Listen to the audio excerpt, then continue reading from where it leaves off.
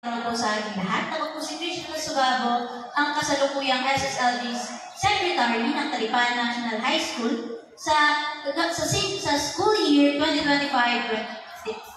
Layunin naman po ang maghatid ng organisado, maaasahan,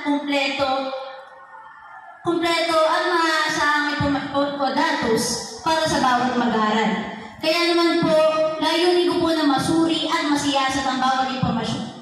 At dagdag pa rito ay masigurado ko po na ang mga bawat mag-aaral po ay hindi magiging kulang sa mga pangyayari sa loob ng paaralan, sapagkat sisiguraduhin ko po na may babahagi po ang bawat impormasyon sa kanila upang masiguro ko po na hindi lamang po ang mga naluluklok o mga namumuno ang may kaalaman o may kamalayan sa mga pangyayari sa loob ng paaralan.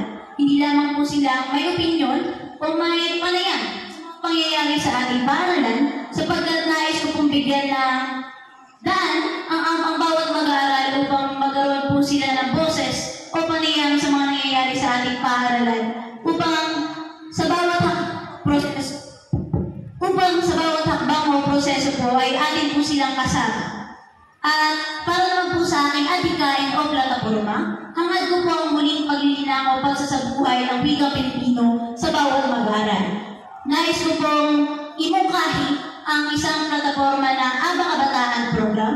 Ito po ay programang nagtutuong pansin sa muling pagsasabuhay at paglilinaw ng wikang Pilipino sa bawat mag-aaral. Sa